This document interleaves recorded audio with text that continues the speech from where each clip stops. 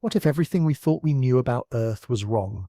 Not just the surface level stuff like how continents drift or how weather patterns shift, but the very foundation of what this planet is, where it came from and why it's unlike anything else we've ever discovered in the universe. What if Earth isn't just a random rock floating through space, but something far stranger, far more deliberate, and maybe even part of a bigger design we were never meant to fully understand?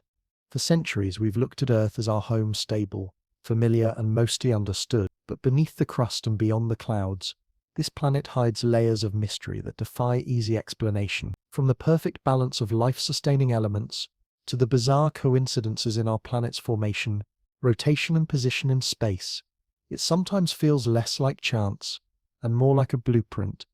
Why does the moon fit perfectly over the sun during an eclipse when it shouldn't? Why does Earth have just the right magnetic shield, the right atmosphere, the right tilt, and the right chemical recipe for life to not only survive, but to thrive in endless complexity? Scientists try to explain it all away with probability, but when you start stacking the strange details one after the other, the odds stop looking random and start looking engineered. Add in the ancient myths that hint at forgotten knowledge, the strange energy hotspots that defy physics, and the increasingly volatile shifts in our planet's behavior, and you're left with a chilling question.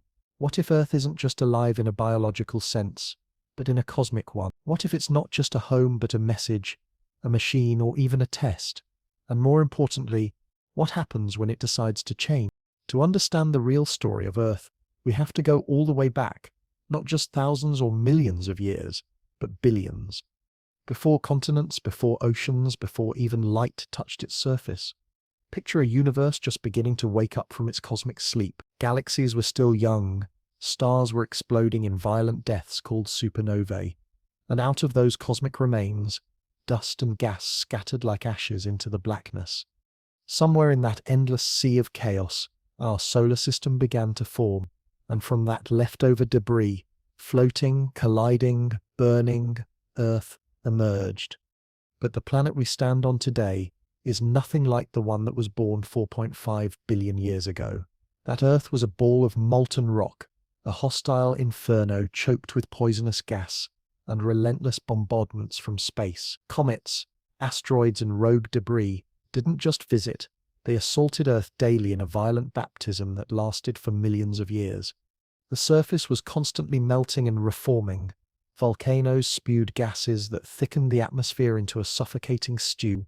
There were no continents, no blue oceans, no hint of life. It was a world of fire, and yet this hellish environment was somehow the birthplace of everything that would come later. But even in its earliest days, something strange was happening. Despite the non-stop chaos, Earth didn't shatter or spin off into space. Its rotation, orbit, and tilt began stabilizing far earlier than some models predict. The Moon, which some scientists say was formed from a massive impact with a Mars-sized object, locked into orbit at just the right distance to eventually control Earth's tides and axial tilt. Without that balance, our seasons would be extreme, our weather unstable, and life as we know it likely impossible. So how did this perfectly tuned system fall into place during such a chaotic time? Was it luck? Or does the very formation of Earth hint at a deeper structure hiding beneath randomness? As Earth cooled over millions of years, a crust began to harden on its surface. Beneath it, the molten mantle continued to churn. This gave rise to tectonic plates, massive slabs of rock that float, drift, and occasionally crash into each other. They built mountains, opened oceans, and shaped the world's geography long before any living thing crawled across it. And yet, even plate tectonics is a mystery. No other planet in our solar system has such a dynamic surface. Mars has scars from the past, but it's geologically dead now. Venus has volcanic activity, but no plate tectonics.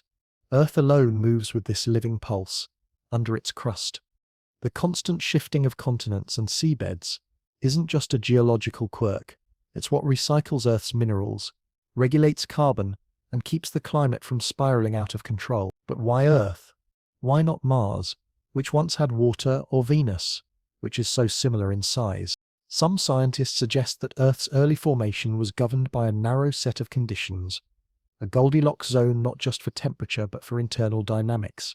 Others whisper about deeper mechanisms we still don't understand. After all, for every force we've identified, gravity, magnetism, radiation, There's something else we can't fully explain. Dark matter, quantum fluctuations, the unseen architecture of space-time itself. Could these hidden forces have influenced Earth's birth in ways we've never considered? And if so, who's to say they weren't part of some greater orchestration? Even Earth's core remains an enigma. We've never seen it. We've never touched it. The deepest humans have ever drilled is just over 7 miles, nowhere close to the center, which lies nearly 4,000 miles beneath our feet. What we know is inferred through vibrations, magnetism, and heat. We believe it's made of iron and nickel spinning in a molten sea, generating the magnetic field that shields us from solar erosion. But even here, there's controversy. Some data suggest the inner core rotates at a different speed than the surface. Others hint it might stop spinning entirely, then reverse. The idea that our planet's center could slow, reverse, or pause is not only strange, it's terrifying. That magnetic field is our shield, our invisibility cloak against cosmic radiation. If it falters, everything changes. And here's the twist. Earth's magnetic field has reversed many times in history. North becomes south, south becomes north. It's happened before and will happen again. The last full flip was over 780,000 years ago, but magnetic weakening has been measured in recent decades, especially in an area over South America and the South Atlantic, now known as the South Atlantic anomaly. Satellites glitch as they pass through it. Compasses go haywire. Some fear this could be the beginning of another reversal. If that happens, Earth's protection could temporarily vanish, or at least weaken drastically. Solar storms could fry power grids, damage satellites, or worse. But the real question isn't if the field will flip, it's why it does, and why only Earth seems to undergo this chaotic phenomenon regularly. So now, we return to the beginning. Earth, born in fire, stabilized too perfectly, its moon too precisely placed, its crust constantly recycled, its magnetic field a mystery in flux. Everything about Earth's formation feels like a balancing act on the edge of disaster, and yet it's always managed to hold steady until now, because recent signs suggest we may be entering a new phase. Temperatures are rising, magnetic activity is shifting, tectonic movements are increasing in both frequency and unpredictability. Earth isn't just alive biologically, it's alive geologically, and maybe cosmically. It behaves not like a rock, but like a system that has rhythms, cycles, and responses to external and internal forces. Some cultures have long believed Earth itself is conscious in some way, an ancient spirit, a living being, or a guardian of balance. Science may not go that far, but what's becoming clear is this. Earth is not passive, it is not static, it is not simple. The deeper we dig, the more complicated the story becomes. We thought Earth's birth was random, but now we see layers of symmetry and purpose. We thought its systems were mechanical, but now we find patterns too intricate to ignore, and we thought we were separate from the planet, but perhaps we are just another one of its expressions, born from its oceans, fed by its air, shaped by its gravity. So the question remains, was Earth just lucky, or is it something else entirely? A cosmic anomaly, an experiment, or even a message wrapped in rock and water? Whatever the truth is, the next chapters may not just reveal more mysteries, they may force us to rewrite everything we thought we knew. If there's one thing that sets Earth apart from every other planet we've discovered, it's water, vast oceans that stretch across the globe, endless cycles of rain and evaporation, rivers that snake through valleys, glaciers that store ancient records in frozen silence. Earth is blue not just in pictures but in spirit. It's soaked to its core with a substance that doesn't just support life, it defines it. But for something so crucial, water is also one of Earth's most confounding mysteries. How did it get here? Because according to what we know about planetary formation, Earth shouldn't have had water at all. The region where Earth formed was far too hot. Temperatures were so intense that lighter elements and compounds like hydrogen and oxygen would have been vaporized or blown away by solar winds long before they could combine into the liquid we now call water. So then how did this dry, molten rock become an ocean planet? The theories range from plausible to astonishing, but none of them are simple. One leading idea is that water came from beyond, from the icy comets and asteroids that bombarded Earth during its chaotic early years. These space rocks, full of frozen gases and chemical ingredients, slammed into the planet in what's known as the Late Heavy Bombardment, around 3. The impacts were violent enough to vaporize stone, but somehow they delivered the seeds of life: hydrogen, oxygen, carbon, components of not just water but DNA. These visitors from the void may have drenched Earth in liquid and rewritten its destiny. But here's where the story gets strange. Not all scientists agree with this theory. Some argue that the water on Earth has a different isotopic signature than the water found in many comets. That means the fingerprints don't quite match. It's like expecting a long-lost sibling to share your DNA, only to find out they're from a different family entirely. If that's true, then water didn't come from outside. It must have been hiding here all along, locked inside the minerals of the very rocks that built Earth. Another theory suggests that water was formed internally, trapped within Earth's mantle, and slowly released over billions of years through volcanic activity. Every time a volcano erupted, every time magma spilled out and cooled, tiny amounts of water vapor were released into the air. Eventually the atmosphere thickened with steam, and the skies opened up. It rained for thousands, possibly millions of years. The first oceans weren't filled overnight. They were sculpted over time, drop by drop, eruption by eruption. But if this internal origin theory is true, it raises another eerie question. Why Earth? Other rocky planets had volcanic activity too. Mars had massive volcanoes, some larger than Everest. Venus has a thick, choking atmosphere, full of volcanic gases, but neither has water in any abundance today. So why did Earth keep its water while others lost theirs? Was it sheer coincidence? Or was something guarding Earth's supply, some invisible hand keeping the balance just right? The moon might have played a role again. Its gravitational influence stabilizes Earth's tilt, which prevents wild climate swings that could have evaporated or frozen the oceans. The magnetic field may have shielded water molecules from being stripped away by solar radiation. Everything seems to link back to some hidden structure, an alignment of conditions too perfect to ignore. But the mystery goes deeper. Water doesn't just exist on the surface. It's buried miles underground, trapped in rocks, stored in aquifers, and most shockingly, possibly locked deep within Earth's mantle in quantities that rival the entire surface ocean. Scientists believe there's a layer of rock hundreds of miles below us called ringwoodite that can hold water at extreme pressures. In 2014, researchers confirmed the existence of such a layer by analyzing seismic data and lab-grown mineral samples. Their conclusion: Earth may have a hidden ocean 3 times the size of all known oceans combined, an ancient internal reservoir we've never seen. If true, it rewrites the story of how water behaves on this planet and challenges everything we assumed about surface versus core dynamics. It's not just what's above that matters, it's what's below, waiting, storing, perhaps influencing events on the surface in ways we don't yet comprehend. And here's where it turns even more surreal. Water isn't just a passive ingredient in life, it's active. Its molecular structure is bizarrely perfect. It expands when it freezes, unlike almost every other liquid, which allows ice to float instead of sink, keeping oceans from freezing solid. Its heat capacity is enormous, which helps stabilize Earth's climate. It dissolves more substances than any other known liquid, which allows it to carry nutrients and information within living systems. It clings to itself and other things with almost magnetic precision. And most astonishingly of all, under certain quantum conditions, it may even display memory, retaining energetic imprints of what it has come into contact with. While mainstream science treats this idea cautiously, many experiments continue to explore how water might encode information beyond its chemical structure. If even a fraction of these findings prove true, it suggests that water isn't just the medium of life, it may be a carrier of life's instruction.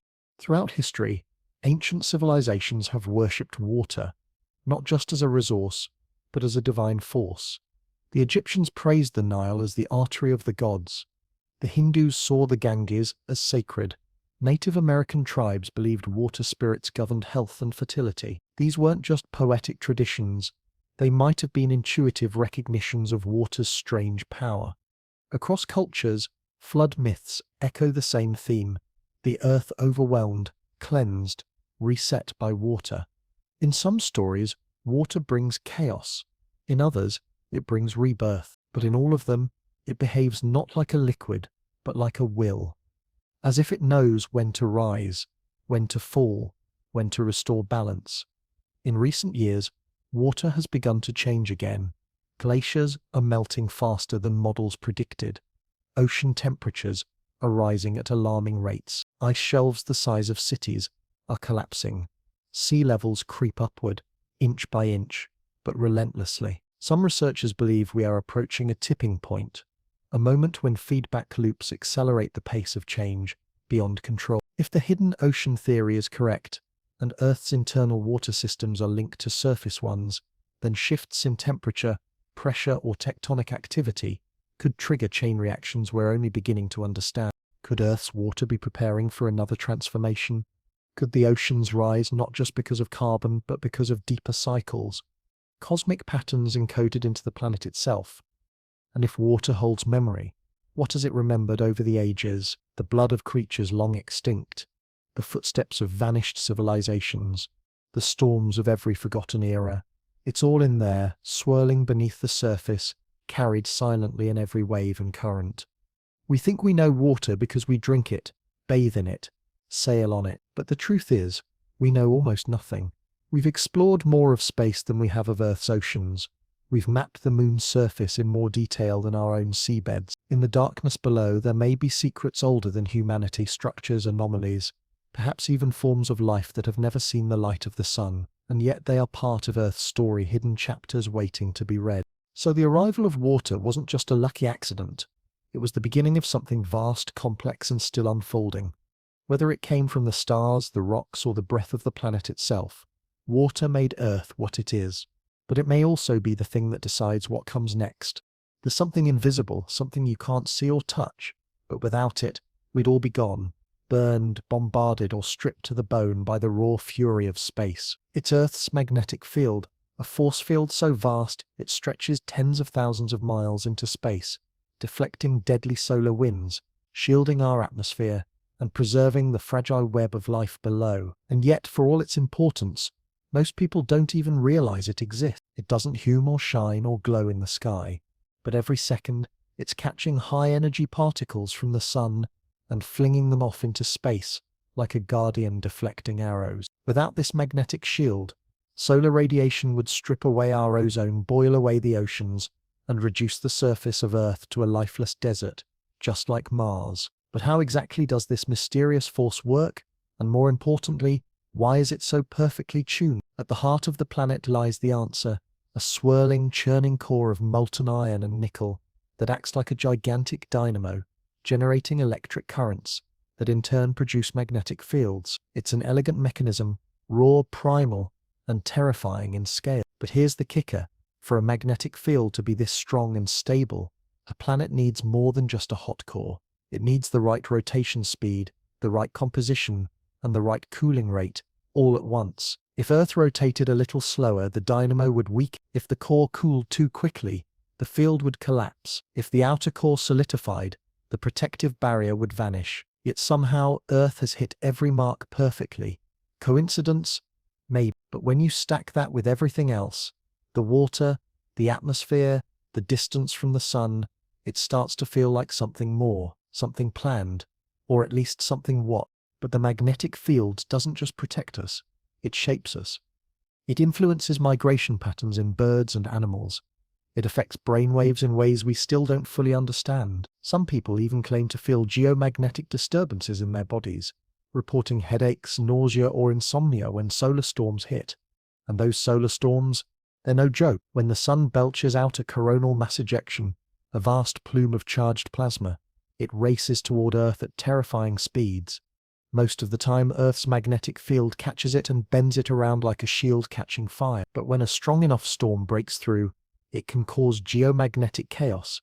Satellites shut down, GPS signals fail, power grids fry.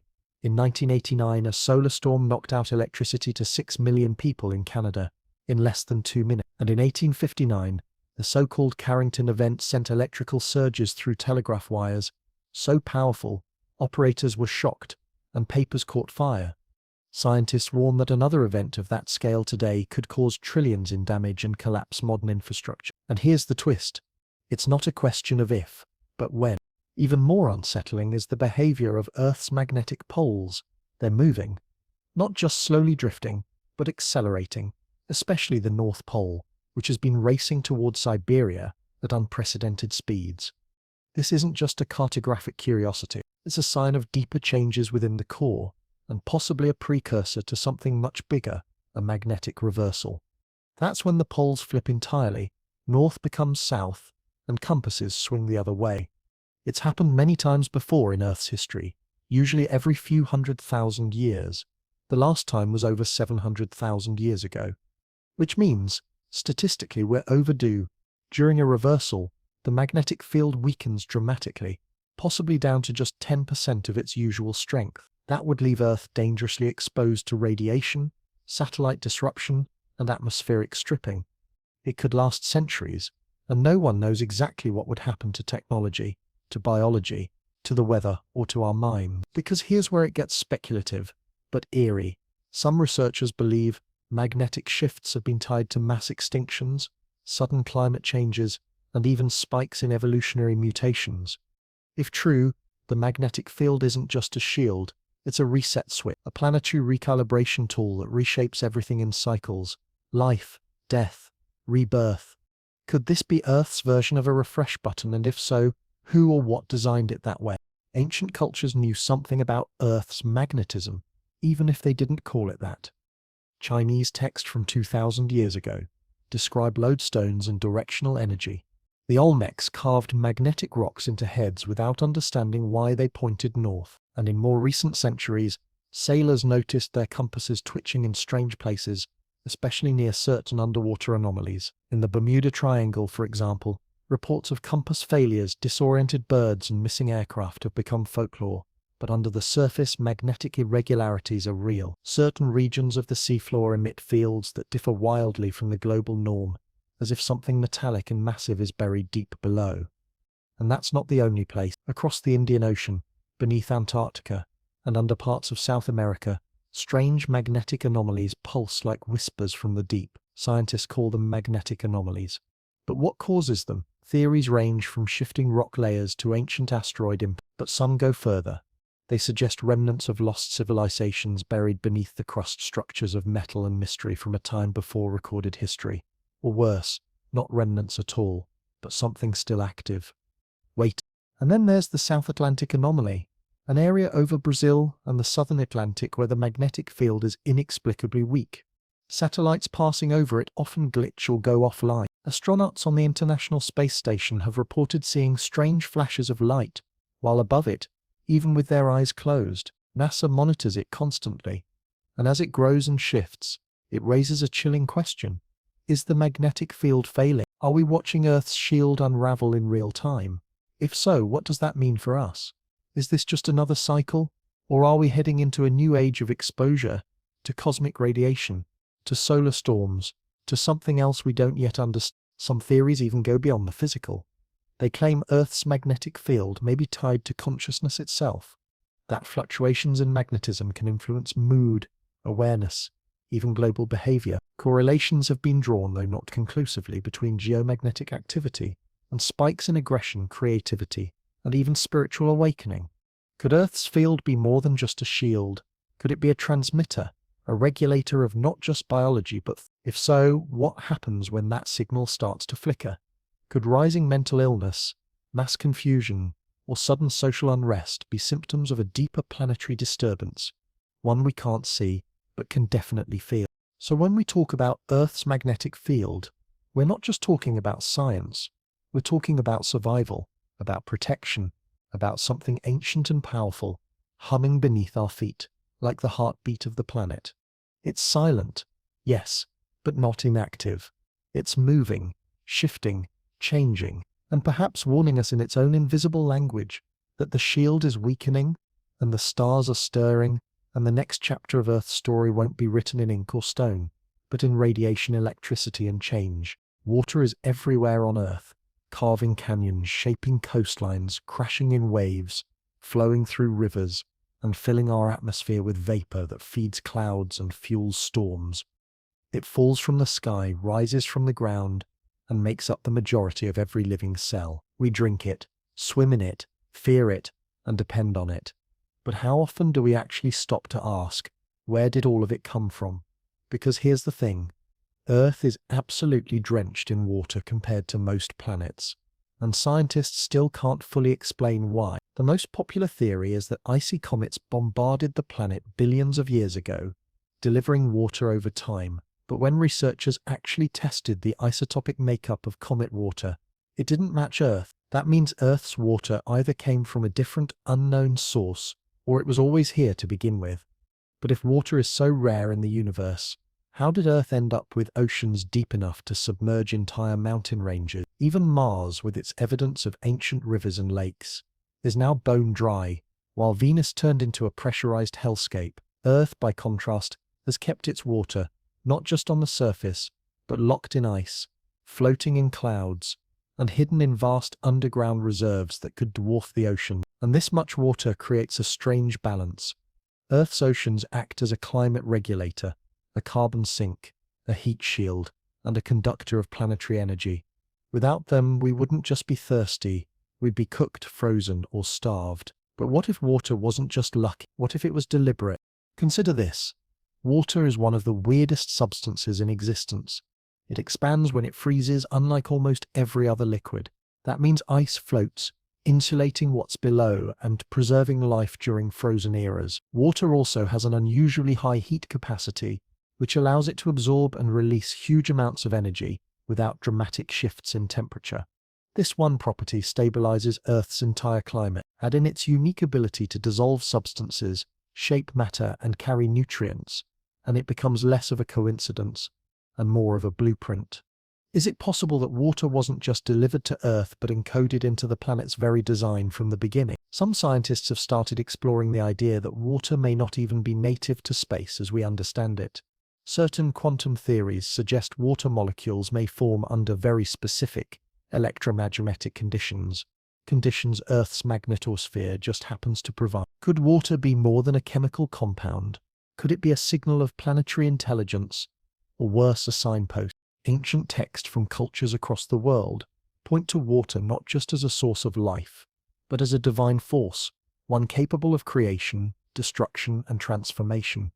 In the Hindu Rig Veda, water is said to be the first element, the source of all gods. In the Bible, the earth begins without form and void, and darkness was upon the face of the deep, a poetic description of water before light. In ancient Mesopotamia, the god Enki, lord of wisdom, lived in the freshwater abyss, and his power came from the waters below. Native American and African oral traditions also speak of great floods, not as myths, but as warnings, cycles that reset the earth, and nearly every major civilization has a flood myth, from Noah's Ark to the Epic of Gilgamesh, from the sinking of Atlantis to the drowning of Lemuria. Why are so many ancient stories obsessed with water wiping everything clean and then starting over? But these aren't just stories. There is growing geological evidence that cataclysmic floods occurred repeatedly in Earth's past, some caused by melting glaciers, others by sudden tectonic shifts that displaced massive bodies of water in hours. The result was planetary trauma, reshaped landscapes, vanished species, and entire coastlines swallowed whole. These weren't slow, gradual events. They were instant, biblical, terrifying. And here's the strange part. Our current sea levels are not static. The polar ice caps are melting, glaciers are retreating, and ancient permafrost is giving way. As the ocean swells, it's not just coastlines at risk, it's the stability of the entire biosphere. Rising water changes everything. Temperatures, migration, food supply, disease vector, and once the balance tips, it won't be gradual. It'll be swift. The same water that gave life could in a matter of decades become the very thing that takes it away. There are also growing mysteries at the bottom of our ocean's depths we've barely explored.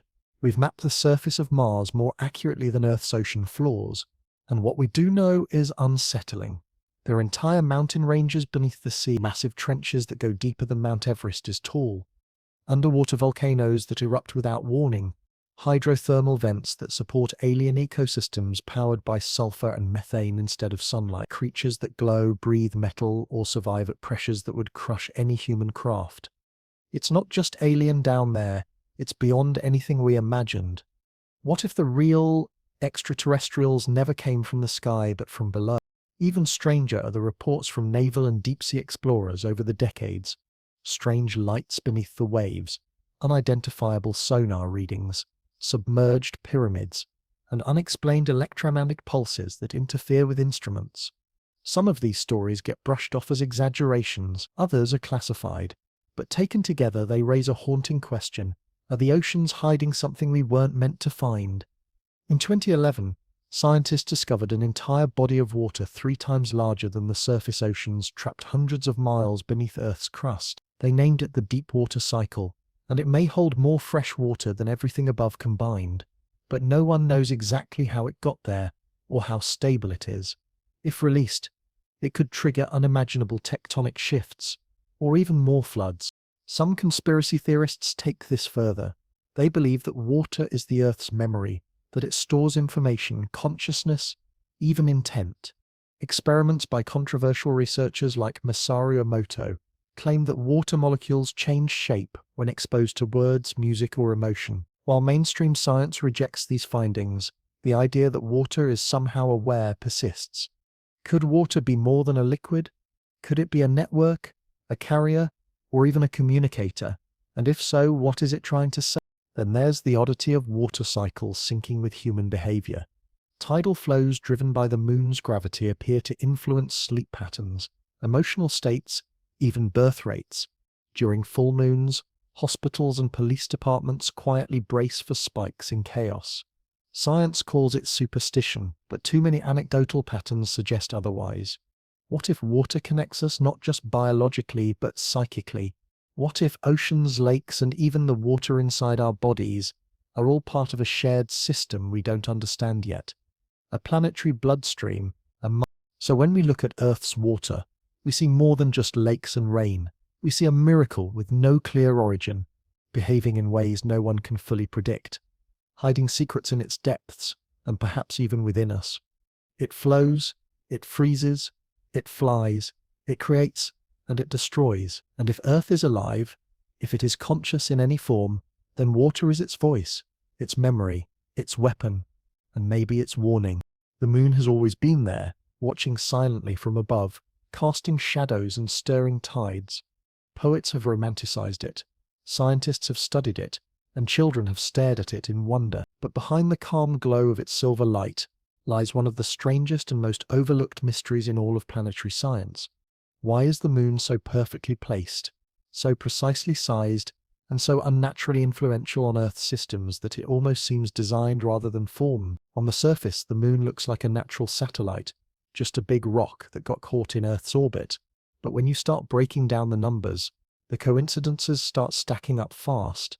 First, there's the eclipse phenomenon. The moon is 400 times smaller than the sun, yet it's 400 times closer to Earth, resulting in a perfect overlap during solar eclipses. Not close, not almost, perfect. From Earth, the moon fits over the sun like a cosmic lens, a spectacle that doesn't happen from any other planet in our solar system. How does that happen by accident? What are the odds that a satellite would be just the right size and distance to create one of the most precise celestial alignments ever observed? And why would such an alignment even matter, unless it was meant to be? But the moon isn't just weird in how it looks. It's weird in how it behaves. For starters, it's way too big. Earth's moon is disproportionately large compared to the size of its host planet, something that doesn't match the pattern seen with any other moon in our solar system. It's so massive that it doesn't orbit Earth in a clean circle. Instead, both Earth and Moon actually orbit a common gravitational center located below Earth's surface. Then there's its rotation. The Moon is tidally locked, meaning we always see the same face. The far side, often called the dark side, even though it does receive sunlight, is a mystery hidden from view for all of human history, until we sent spacecraft to map it. Why does only one side ever face us? And why is that side significantly smoother, with fewer craters, while the hidden side is rough, chaotic, and covered in strange formations that some researchers claim resemble artificial structures? The moon also shouldn't even be where it is.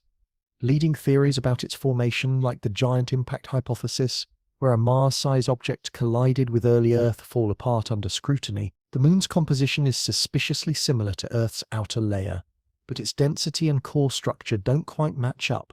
If it formed from Earth's debris, why is it missing certain heavier elements? If it came from space, why does it share Earth's isotopic fingerprint? And why is it filled with anomalies, like the presence of certain metals in unusually high concentrations, or the mysterious mass concentrations hidden beneath the lunar surface, which distort gravity and disrupt spacecraft orbit. Even weirder, the moon rings like a bell when struck. During Apollo missions, seismic sensors recorded lunar quakes that caused the moon to reverberate for hours, something that doesn't happen on Earth. That strange ringing led some fringe theorists to propose an outlandish idea. What if the moon isn't solid at all? What if it's hollow? As wild as it sounds, the hollow moon theory has persisted for decades, not as a joke, but as a serious question among some scientists and engineers. If the moon is hollow, it would explain why its density is lower than expected and why it vibrates the way it does. It would also open the door to even stranger ideas, that the moon isn't a natural satellite at all, but an artificial structure, maybe ancient, maybe abandoned, maybe not. Ancient texts from multiple civilizations reference the time before the moon. The Zulu tribes of Africa speak of a sky without a moon. Aristotle quoted stories of Akkadian tribes who lived before there was a moon in the heavens. Ancient Sumerian tablets describe two celestial brothers, Enlil and Enki, bringing order to earth, with one of them associated with the moon. Even the Inca, Maya, and Aboriginal Australians contain myths of a sky that was once moonless, and then suddenly was. These stories weren't connected by trade or translation. They emerged independently across time and geography. So if they're all describing a real event, when did the moon arrive? Lunar scientists know one thing: the moon is slowly drifting away from Earth. Each year, it recedes by about 3.8 centimeters. That may sound minor, but over millions of years, it adds up, which means that at one point the moon was much closer, creating stronger tides, longer eclipses, and more intense gravitational pull on Earth's crust. Some believe these effects may have played a role in shaping early life. Others think the moon's sudden appearance might have even sparked evolutionary jumps. But the question remains, where did it come from? And more disturbingly, why did it show up right when early civilizations began to rise? But it doesn't stop at physics and legends. The moon also affects human biology. Not just tides, but mood, hormones, and even crime rates. Emergency rooms staff up during full moons. Police forces report spikes in bizarre behavior. Sleep patterns shift. Ancient calendars and agricultural systems revolved around lunar cycles, not just for planting and harvesting, but for births, rituals, and war. The moon is woven into the fabric of human culture like a hidden metronome. But what if it's more than a natural influence? What if it's a form of control?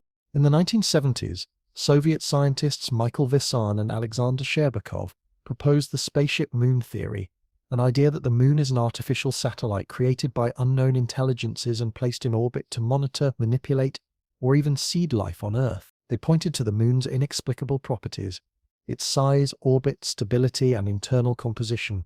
NASA, of course, dismissed the theory, but privately some astronauts admitted they were. Apollo 14 astronaut Edgar Mitchell spoke openly about the moon being far stranger than publicly admitted.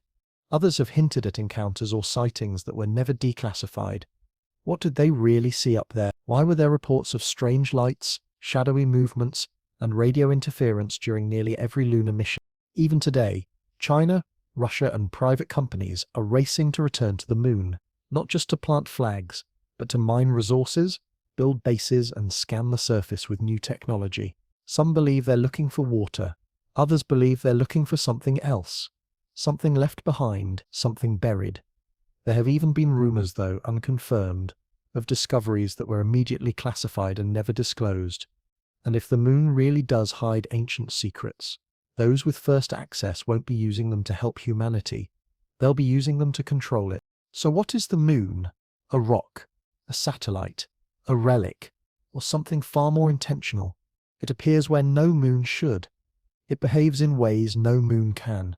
It holds gravitational power over our oceans, emotional power over our minds, and possibly even historical power over our evolution. Its presence has defined myth, shaped science, and stirred the deepest questions about who we are and why we're here. Maybe it's just a coincidence, maybe it's a miracle, or maybe it's a message, a beacon, a watcher. And if it's watching us, the real question becomes for how long. There's something happening beneath your feet right now, something vast, invisible, and potentially catastrophic, deep below the surface of the Earth. Past the crust and mantle lies a liquid metal ocean of molten iron that swirls and churns like a living organism. This furious movement is responsible for generating Earth's magnetic field, a powerful force that shields the planet from deadly cosmic radiation, solar flares, and charged particles that would otherwise strip our atmosphere and sterilize the surface. Without this magnetic field, life as we know it wouldn't just be uncomfortable, it would be impossible. But here's the part most people don't realize. Earth's magnetic field is weakening, not slowly, not predictably, but erratically. And that change could be leading us straight into one of the most extreme natural events the planet can experience: a geomagnetic reversal. In plain terms, that means the North and South poles could flip, compasses would spin wildly, navigation systems would fail, radiation levels would spike. The planet's entire electrical infrastructure could be thrown into chaos. And the scary part? It's already started. Scientists have been tracking a disturbing trend. The magnetic field has weakened by about 10% over the last 150 years, and in some regions like the South Atlantic anomaly, it's collapsing much faster. Satellites passing through that zone glitch and short out, planes reroute, instruments fail. It's as if the field is fragmenting, and in the geological record we know this has happened before many times. The last full reversal, the Brunnis-Matayama reversal, occurred about 7, but scientists also believe we had a temporary reversal just 42,000 years ago, known as the La Champs event, and recent research suggests it triggered massive climate shifts, species die-offs, and even cultural changes in early humans. Some theorists suggest that this period of instability may have contributed to the sudden extinction of Neanderthals and the strange explosion of symbolic behavior in Homo sapiens. In other words, a magnetic flip doesn't just affect compasses, it changes everything. It's not science fiction, it's history repeating itself. And the warning signs are everywhere. Birds and animals that rely on Earth's magnetic field for migration are increasingly disoriented. Whales beach themselves in mass events. Birds veer off course. Bees vanish. Some scientists chalk this up to pollution or habitat destruction, but others quietly suspect that Earth's magnetic signature, the subtle guidance system all life evolved with, is shifting underneath us, causing mass confusion in the animal kingdom. Even our own biology might be affected. Human brains contain magnetite, tiny magnetic particles. No one fully understands what they do, but some researchers believe they may help us sense direction in ways we don't consciously perceive. If that field goes haywire, could it impact our sleep, our memory, even our mental health? There's no definitive answer, but correlations between geomagnetic fluctuations and spikes in anxiety, depression, and neurological disorders are starting to catch the attention of fringe biologists. And it doesn't end there. If the field keeps weakening, Earth's natural defenses will erode. The magnetosphere is what protects us from solar storms, massive blasts of radiation from the sun. In 1859, a solar storm known as the Carrington event hit Earth, knocking out telegraph systems, sparking fires, and creating auroras as far south as the Caribbean. That was in the pre-electrical era. If something like that hit us today, with satellites, internet, GPS, power grids, and nuclear facilities, we wouldn't be looking at a temporary blackout. We'd be looking at a global collapse. And without a stable magnetic field, those storms could get through easily. NASA and other space agencies are watching the sun closely, but the truth is, we're overdue for another Carrington-level event. And if Earth's field is weakening just as solar activity intensifies, the timing couldn't be worse. So what causes these reversals? That's the truly unnerving part. Scientists don't know. The Earth's core is a turbulent, unpredictable engine. Some theories suggest that changes in the flow of molten iron could cause the magnetic field to buckle and reorient. Others believe external factors, like asteroid impacts or even distant cosmic rays, might trigger flips. But it's not just about direction. The reversal process isn't instant. It can take thousands of years, during which the field becomes chaotic, fragmented, split into multiple poles, with regions of reversed polarity popping up unpredictably. That means Earth could have 4 or 6 north poles at once, and during this time, the field offers less protection. Radiation increases. DNA is more likely to mutate. Satellites and electronics fail. Entire ecosystems could be thrown off balance. And while mainstream science assures us this process is slow, Recent evidence suggests it can happen much faster than we thought. One study found that a past reversal may have occurred in under a century within a single human lifetime. What would that look like today? Imagine the internet going down permanently, planes grounded, GPS worthless, radiation exposure rising, auroras lighting up the equator, and no clear way to fix it, because the problem isn't on the surface, it's deep within the earth beyond our control. And here's where the story gets stranger. Ancient cultures may have known more about this than we do. Petroglyphs around the world depict spirals, zigzags, and abstract symbols that some researchers believe are visual representations of auroras, seen in places where auroras don't exist today. These carvings appear suddenly, around the same time geologists estimate the last magnetic instability occurred. Could ancient humans have witnessed a partial reversal? Did they record it in stone, warning future generations of a sky gone mad? Some researchers believe the sudden shift in mythology from sun worship to fear of the heavens might have been sparked by these cosmic anomalies, and in many myths gods fall from the sky, lightning destroys cities, and the stars change positions, symbols that eerily echo what a magnetic collapse might look like from the ground. So now the question becomes, is it already happening? The South Atlantic anomaly is growing. The North Magnetic Pole is racing across the Arctic at speeds never recorded before. Satellite data shows strange surges in energy at the edge of the magnetosphere, and behind closed doors, governments are preparing. Underground bunkers are being built, satellites are being hardened, new guidance systems are being developed that don't rely on magnetic fields. But the public? Largely unaware. Scientists downplay the urgency, warning of panic. But silence doesn't change the facts. Earth's shield is weakening, the field is wobbling, and the last time this happened, it triggered mass extinctions and possibly rewired human evolution. Could it happen again? More importantly, what if it already is? What if Earth isn't just a planet, but something more? Not just a passive rock orbiting the sun, but an active conscious system, a self-regulating reactive entity that monitors its own health, defends itself, and perhaps even communicates in ways we've never fully understood. The idea might sound like science fiction, but it has deep roots in ancient philosophy and is gaining renewed attention in modern science. The Gaia hypothesis, first proposed by James Lovelock in the 1970s, suggested that Earth behaves like a single vast organism, with its atmosphere, biosphere, oceans, and land all working in delicate balance to maintain the conditions for life. Lovelock's ideas were dismissed at first, too mystical, too unprovable. But over time, something strange began to happen.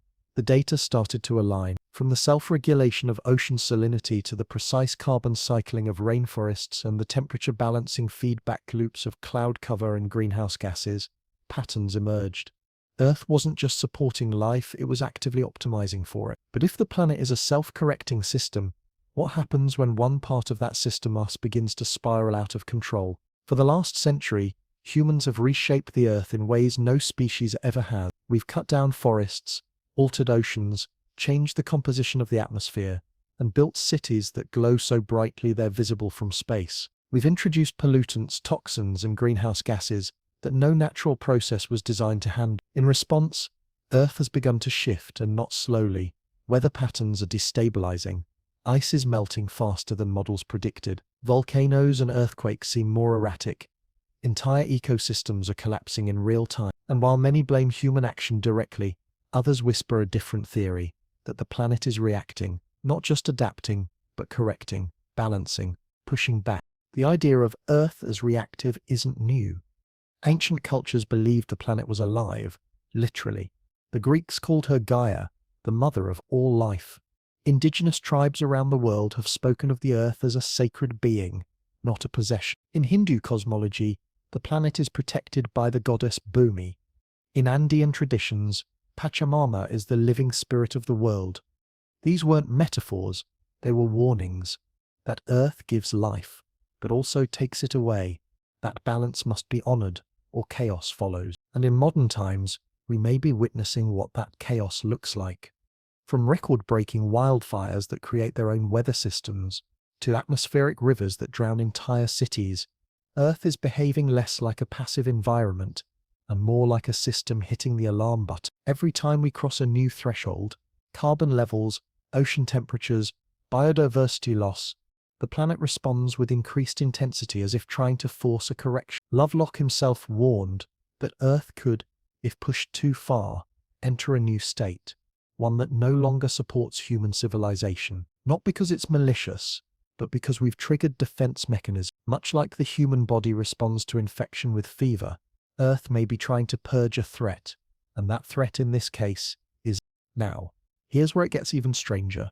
Recent research suggests the Earth's crust may breathe, expanding and contracting ever so slightly as tides, heat, and planetary forces exert pressure. Some seismologists have discovered strange, low-frequency vibrations known as Earth hums that occur even in the absence of earthquakes.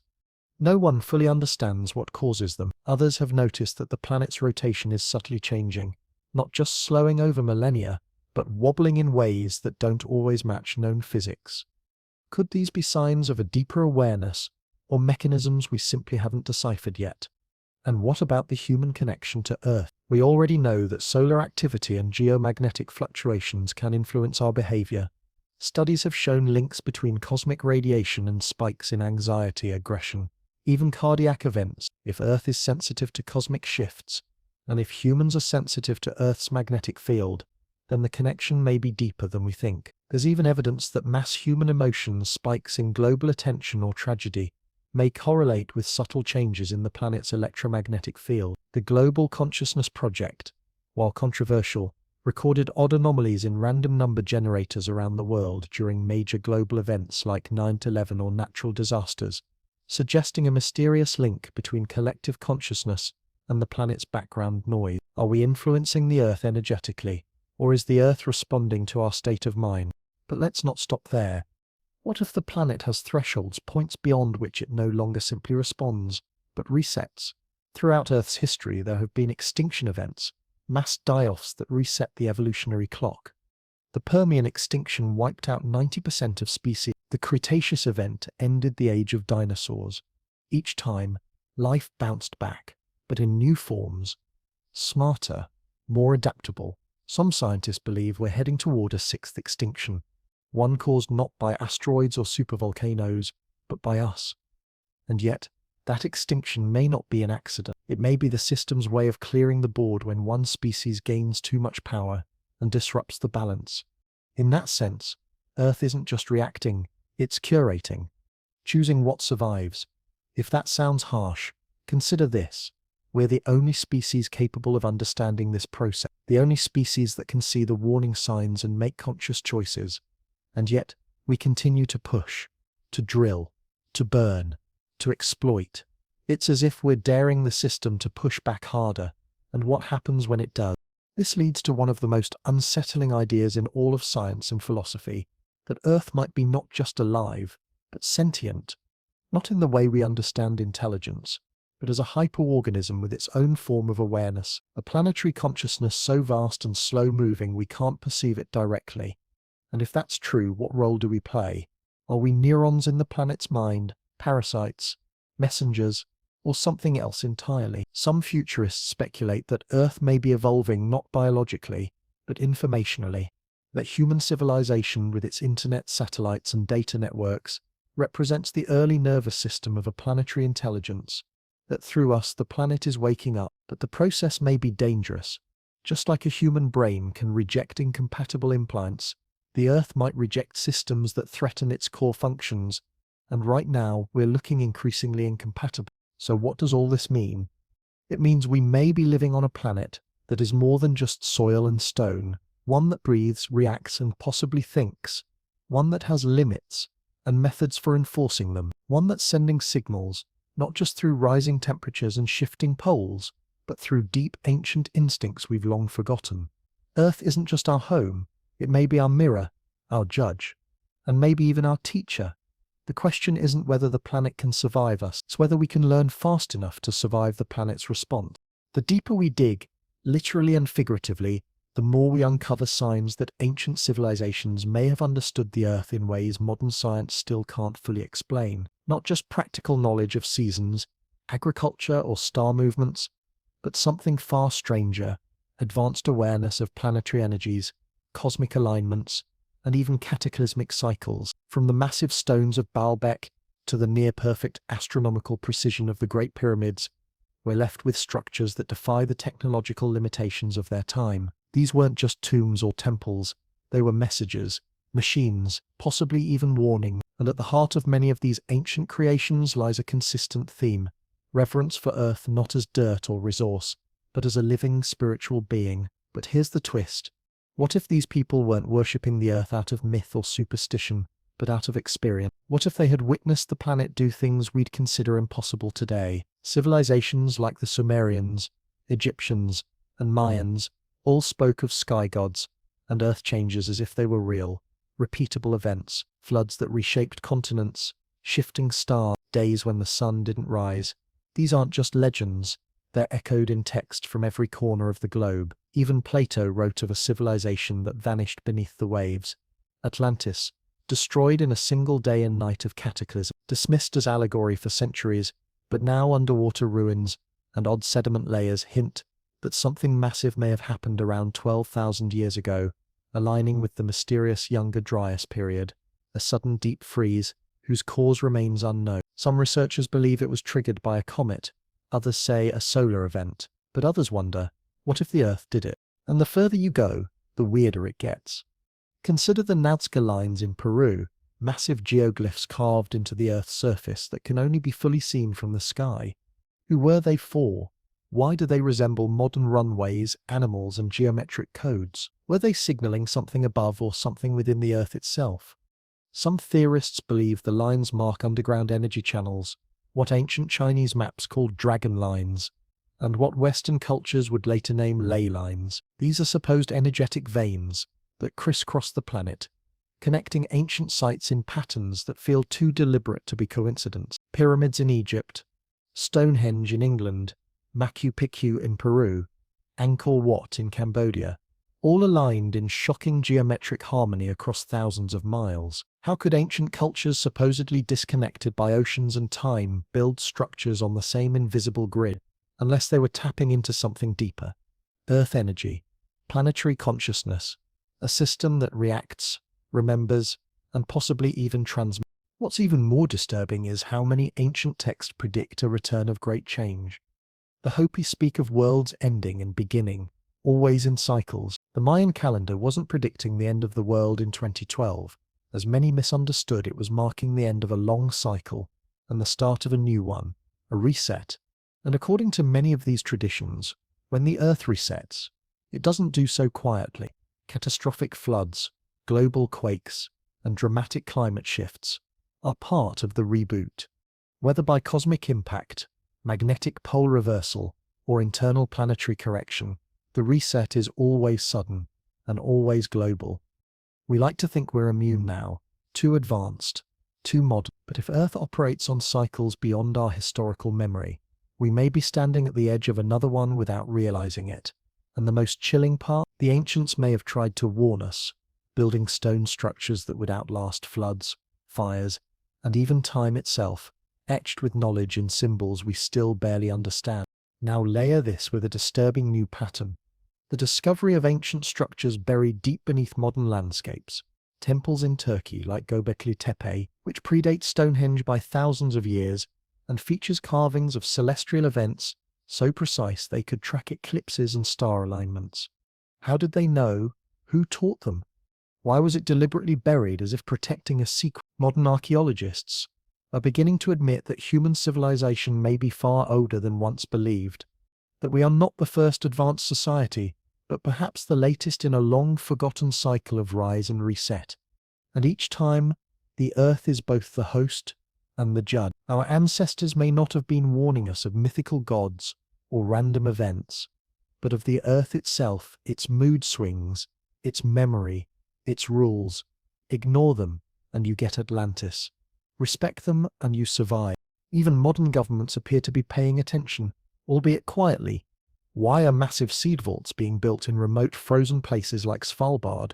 Why are billionaires suddenly buying land in New Zealand and building bunkers in the middle of nowhere? What do they know that the public doesn't? Could it be that deep underground research into Earth's core, into geomagnetic anomalies, into deep space, is revealing patterns we were never meant to fully understand? And even if we could understand them, Could we stop what's coming? Because if Earth reacts to imbalance, and ancient civilizations learned that lesson the hard way, then the only real question becomes, are we next? Throughout all of this, the same unsettling theme emerges. Earth is more than we think, more complex, more alive, more intelligent, and our place upon it is far more fragile than we want to admit. We are not separate from it, we are part of its system, subject to its rules, vulnerable to its resets. And maybe, just maybe, some part of us remembers. Why else do we fear earthquakes, floods, and blackouts with primal terror? Why else do apocalyptic stories resonate so deeply in every culture? Perhaps it's not imagination. Perhaps it's memory, buried in our DNA, passed down from ancestors who survived the last time the Earth reset itself. We dismissed the ancient world as primitive because their tools were simpler, but their warnings may be the most advanced knowledge we've ever received. Warnings carved into stone, encoded in myth, and echoed across time. Earth remembers, Earth resets, and Earth always gives signs before it acts. So the next time we dismiss a strange quake, a bizarre weather anomaly, or an ancient story of destruction, maybe we should pause. Listen, pay attention, because if Earth is a living system, a guardian of balance, and a keeper of long-forgotten truths, then the past isn't just behind us, it's repeating. And this time we might not get another warning. Earth's magnetic field is invisible, but its impact is immense. Like a giant planetary force field, it shields our world from the deadly radiation constantly streaming from the sun. Without it, the atmosphere would be stripped away, electronics would be fried, and life, at least as we know it, would cease to exist. But what most people don't realize is that this invisible guardian is anything but stable. In fact, it has a long history of acting up, reversing, weakening, and shifting in ways that are still poorly understood. And now, scientists are beginning to whisper the unthinkable. The magnetic field is behaving strangely again, and it may be warning us of a coming flip, a magnetic pole reversal, something that hasn't happened in over 700,000 years, but appears to be overdue. Something that could upend life on Earth without a single explosion or asteroid, simply by turning the world's magnetic heartbeat inside out. Over the past century, the North Magnetic Pole has been drifting rapidly from Canada towards Siberia, faster than ever recorded. At the same time, the overall strength of the magnetic field has been steadily weakening. One specific region, known as the South Atlantic Anomaly, is of particular concern.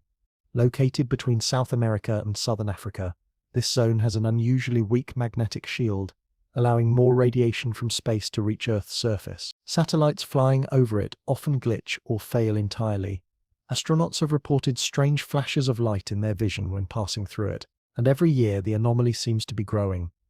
What's causing it? No one's sure, but many scientists suspect it could be a sign of an impending geomagnetic reversal, a global flip where magnetic north becomes south, and vice versa. Now here's where it gets truly disturbing. These magnetic flips aren't just theoretical, they've happened many times in Earth's history. Geological records from lava flows, ocean sediments, and ancient rocks all show a repeating pattern of magnetic reversals going back millions of years. But what we don't know is what exactly happens to life during these events. There's no clear mass extinction linked directly to pole flips, but there are strange disruptions, evolutionary leaps, climate swings, migrations, mysterious die-offs. It's as if the Earth reboots itself, shaking off old systems and forcing rapid adaptation. Some researchers even wonder if this is a kind of planetary reset switch, one that clears outdated patterns and forces a shift, biologically, socially, and even mentally. And it gets weirder. Some theorists have speculated that magnetic fields don't just affect electronics or compass needles, they might influence consciousness itself. The human brain is an electrochemical system, sensitive to magnetic fluctuations. Studies have shown that solar storms triggered by magnetic activity can cause spikes in anxiety, depression, aggression, and even heart attacks. Could a full magnetic reversal scramble not just our technology, but our minds, our sense of direction, memory, and emotional balance? Could it be that ancient tales of madness, chaos, or the world turned upside down were echoes of a previous flip, remembered not through science, but through myth? Even more chilling is what would happen to our infrastructure. Modern life depends on a delicate web of electronics, satellites, power grids, and global positioning systems, all of which rely on magnetic orientation and shielding. A sudden shift in Earth's magnetic field could cause cascading failures in power systems, GPS networks, aviation and communications. Planes could lose navigation, submarines could drift off course, banking systems, which rely on satellite timestamps, could collapse. Even the internet, which depends on synchronized global data centers, could go down. And worst of all, it might not be sudden at all. A flip could unfold over decades, even centuries, slowly destabilizing our systems while we struggle to adapt. It would be a slow-motion collapse hidden beneath our feet, until one day, nothing works, and no one knows why. But here's the most mind-bending possibility of all. What if Earth's magnetic field isn't just a physical shield, but a kind of memory system? Some physicists believe magnetic fields can carry and store information, like the spinning disks in our computers. If that's true, could Earth's field be recording the energetic history of the planet? Could magnetic anomalies hold encoded information past cataclysms, resets, even intelligent patterns? This idea leads to a truly wild theory that ancient civilizations may have understood this field, tapped into it, and possibly even left behind magnetic signatures encoded into stone layout frequency. Sites like the pyramids, Stonehenge, and the ancient city of Teotihuacan may not just be built on ley lines. They may be aligned with magnetic currents, functioning as giant tuning devices, or even message boards for future cycles. And if you think that sounds impossible, consider this. Scientists are now discovering that birds, whales, turtles, and even bacteria use magnetic fields to navigate across vast distances. If these animals can read the Earth's field like a map, is it really so far-fetched to think ancient humans more in tune with the natural world could do the same? What if they sensed shifts in Earth's magnetism long before disaster struck, using that instinct to move, build, or survive? What if legends of mass migrations, of great floods and forgotten lands, are actually tied to magnetic events that scrambled the Earth's compass and human history with it? There's another layer here that's hard to ignore: prophecy. Many ancient traditions, from the Bible to the Hopi to the Vedic texts, speak of a coming time when the world will turn, when the sky will behave strangely, when people will lose their way, both physically and spiritually. Could these be metaphorical descriptions of a pole reversal? Is the Day of Judgment or Age of Change actually an encoded memory of geomagnetic chaos? And if so, are we approaching that point now without realizing it? Even NASA has acknowledged that we're entering a period of increased solar activity. Solar flares, coronal mass ejections, and geomagnetic storms are becoming more frequent. These events can severely disrupt Earth's magnetic field, and if one hits us directly during a moment of magnetic instability, the results could be catastrophic. Entire continents could go dark, satellites could be wiped out, humanity could be forced into a pre-digital age overnight. And yet, the average person has no idea this is even a possibility. Governments and agencies rarely talk about it publicly, but behind closed doors, massive observatories, underground bunkers, and global research projects are preparing, quietly, urgently, as if they know something is coming. So what are we supposed to do with this information? Panic? No, but maybe pay attention. Because if the Earth's magnetic field really is weakening, shifting, or preparing to flip, we may be on the verge of a transformation unlike anything in recorded history. Not an apocalypse, but a great reorientation. One that challenges everything we think we know about time, space, navigation, technology, and ourselves. And if the ancients were right, it won't just be about surviving the shift. It'll be about remembering who we are when the compass no longer points north.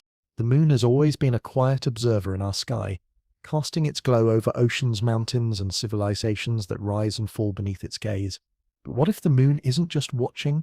What if it's involved? Scientists call it Earth's natural satellite, a random product of ancient collisions and cosmic dust.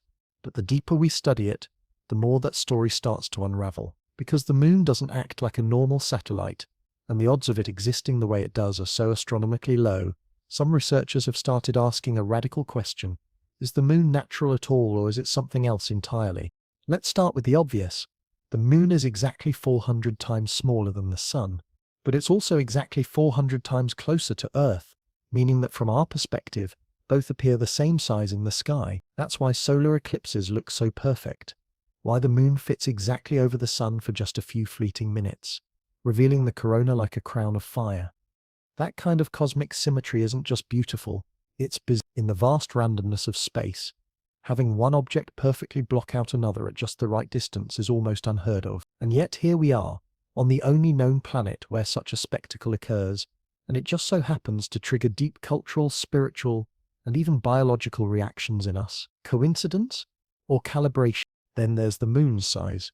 For a planet of Earth's mass, a moon our size shouldn't exist. Most moons in the solar system are tiny compared to their host planets, but ours is massive, so massive in fact, that it stabilizes Earth's tilt, controls tides, and may have been crucial to the development of life.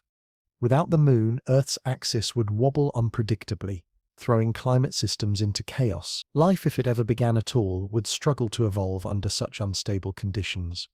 It's as if the moon is a built-in stabilizer, a cosmic gyroscope, perfectly positioned to keep Earth in balance. Again, what are the odds? Scientists have tried to explain it away. The most accepted theory, the giant impact hypothesis, suggests that billions of years ago, a Mars-sized body named Theia slammed into Earth, blasting out a massive chunk of debris that eventually coalesced into the moon.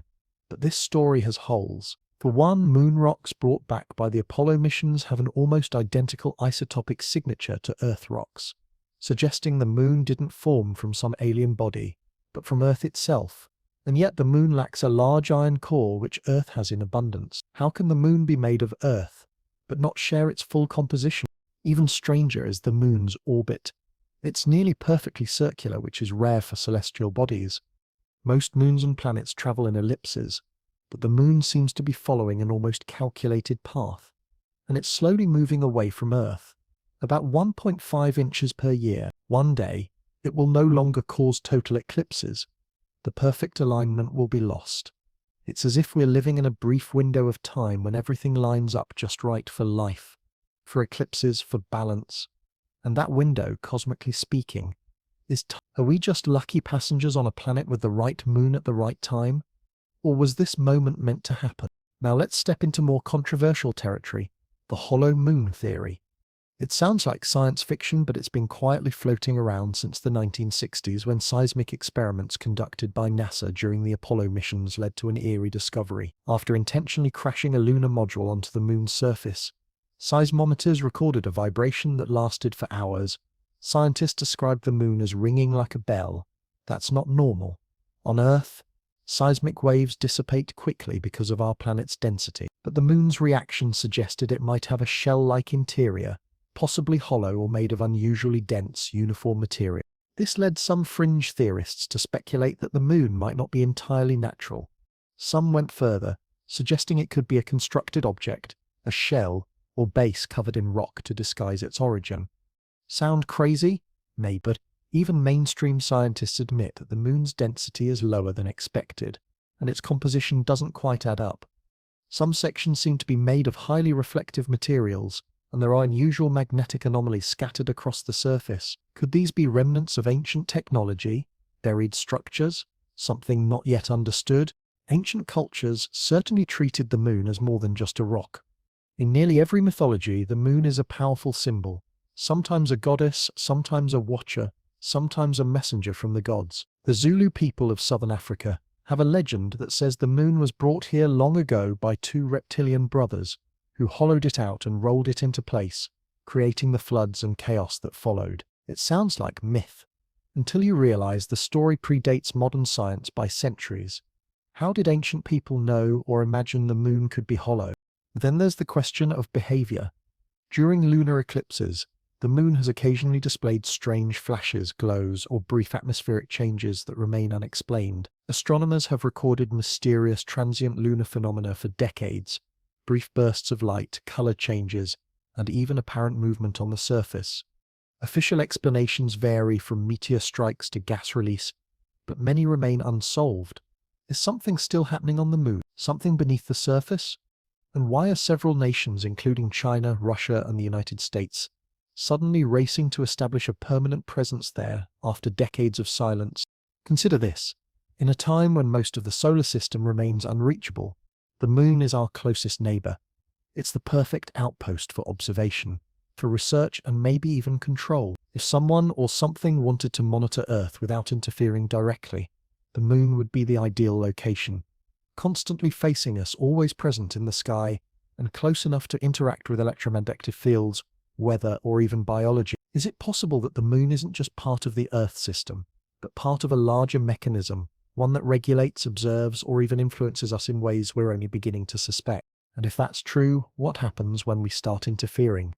Mining the moon, building bases, sending drones under the surface, will we awaken something, trigger a reaction, or discover a truth humanity isn't ready for? Some whistleblowers have already suggested strange things have been found, unusual structures, unnatural angles, even buried artifacts. These claims remain unverified, of course, but the surge in lunar missions suggests that behind closed doors, governments and corporations believe the moon holds secrets worth uncovering. Maybe the moon was always part of the plan, a stabilizer, a timekeeper, a guardian, or a vault of forgotten knowledge. It could explain why so many ancient monuments, calendars, and myths revolve around lunar cycles, why eclipses were seen as omens, why the moon has always been tied to madness, magic, fertility, and transformation. It's not just a rock in the sky, it's a key, a code, maybe even a clue. And as we move deeper into the age of space exploration, we may find that the greatest discoveries aren't waiting on Mars or in deep space, but much closer, hiding in plain sight, staring back at us every night. When we think about ancient civilizations, we're taught a familiar script: primitive people, slowly building up knowledge over thousands of years, stumbling through the Stone Age before eventually birthing great empires like Egypt, Mesopotamia, and Greece.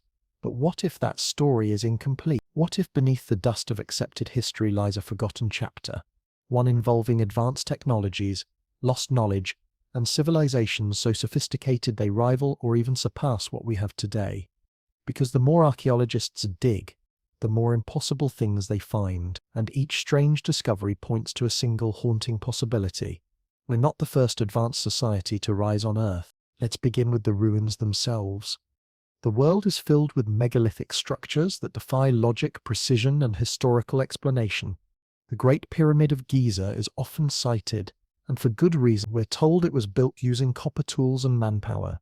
Yet the stones used, some weighing over 70 tons, were cut, transported, and placed with millimeter-level precision. Even today, with cranes and computer-guided lasers, replicating such a feat would be nearly impossible.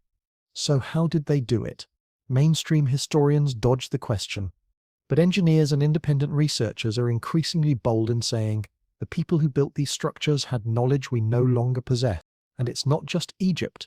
In Peru, the fortress of Sacsayhuaman contains stones so massive and so perfectly fitted together without mortar that not even a piece of paper can slide between them. The jagged edges lock together in interlocking patterns, as if molded like clay. But these stones are granite and andesite, some weighing over 100 tons. The Incas themselves said they didn't build it, they inherited it. So who did? Go further east to Turkey, and you find Göbekli Tepe, a site so ancient it rewrote human history. Buried under layers of earth for over 10,000 years, this megalithic temple complex predates Stonehenge by 6,000 years. Its pillars are carved with detailed animal figures, celestial symbols, and patterns that suggest not just spiritual knowledge but advanced astronomy. At a time when humans were supposedly just learning how to farm, someone was building temples aligned with star systems. It's as if history jumped a level, then tried to hide the leap. Across the globe, there are flood myths that all sound eerily alike. The Sumerians, Babylonians, Hindus, and even Native Americans tell stories of a great deluge that wiped out powerful civilizations. In nearly all versions, a small group survives, guided by divine beings or sacred knowledge to rebuild the world. Is this just myth? Or could it be a collective memory of a forgotten cataclysm, one that reset human civilization back to zero, burying the remains of something extraordinary beneath mud and legend? And here's where things get strange. In the depths of ancient texts, from the Vedas of India to the writings of Plato, we find references to flying machines, energy weapons, and cities that glowed with their own internal light. The Indian epics describe Vimanas, flying chariots powered by mercury vortex engines. In the Mahabharata, entire cities are vaporized in descriptions that read like modern nuclear warfare. Plato speaks of Atlantis, a technologically advanced empire that fell beneath the sea in a single day of destruction. These aren't isolated fairy tales. They're consistent, specific, and detailed far beyond what you'd expect from ancient imagination. Skeptics say it's all metaphor, but then we find things like the Baghdad battery, an ancient clay jar with copper and iron components that when filled with acid produces a small electric charge, or the Antikythera mechanism, a 2,000-year-old Greek device with intricate gears and dials that track planetary movements, a mechanical computer centuries ahead of its time. These are not myths, these are artifacts, and they don't belong in the timeline we've been taught. Satellite imagery now reveals massive, buried structures beneath the Amazon, the Sahara, and the ocean floor. Geometric patterns, sunken pyramids, and forgotten cities hint at a world much older and more advanced than history allows. In Antarctica, strange anomalies under the ice have sparked rumors of hidden ruins, so compelling that governments have launched secretive expeditions, refusing to disclose their findings. Why the secrecy? What's under the ice that we're not supposed to see? Then there are the alignments. Many ancient sites, no matter how far apart, line up with incredible precision along specific latitudes, solstices, and ley lines. The Great Pyramid, Teotihuacan in Mexico, and Angkor Wat in Cambodia all share alignments tied to constellations and Earth's energetic grid. It's as if the builders were working from a global blueprint, one we no longer understand. Who gave them that knowledge? And more importantly, where did it go? Some researchers believe the answer lies not in extraterrestrial visitors, but in forgotten cycles of human civilization, that we are not the pinnacle of evolution, but one of many iterations, a pattern of rise and fall, memory and amnesia, stretching back tens of thousands of years. Catastrophes like asteroid strikes, pole shifts, or solar flares could have wiped out entire epochs, leaving behind only ruins, myths, and scattered knowledge passed down in secrecy. There's also the issue of encoded knowledge. The Great Pyramid isn't just a tomb, it's a monument of numbers. Its dimensions contain the golden ratio, the speed of light, and the mathematical constant pi, accurate to several decimal points. The pyramid is aligned almost perfectly with true north, and its proportions mirror those of Earth itself. That's not architecture, that's engineering on a planetary scale, and yet we attribute it to people with loincloths and copper chisels. We should also talk about the role of secrecy. Throughout history, secret societies like the Freemasons, Rosicrucians, and others have claimed to guard ancient knowledge, tracing their wisdom back to Egypt, Atlantis, or even older civilizations. Their symbols, rituals, and geometry often mirror what's found in ancient ruins. Could they be the modern inheritors of a forgotten science? And if so, what are they protecting? What aren't we being told? Even our calendar may be hiding something. The Mayan long count calendar, which marked the end of a great age in 2012, wasn't about doomsday, it was about cycles. The end of one world and the beginning of another. The Mayans didn't invent this knowledge. They said it was given to them by the gods who arrived from the stars. Again, the same story.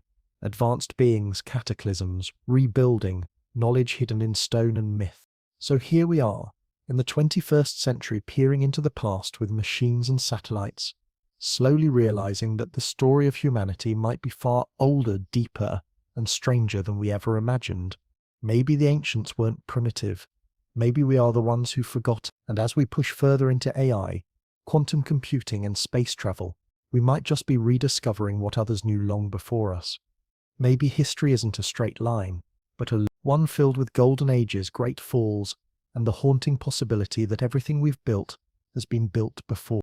After everything we've explored, from Earth's secret underground networks to ancient civilizations that may have been far more advanced than modern science dares to admit, one thing becomes painfully clear. Our understanding of this planet is far from complete. We've been told a story, a neat, comfortable narrative about human history, the rise of civilization and the limits of nature. But when you look closely, when you really start connecting the dots, you realize that story might just be a carefully curated illusion. The truth?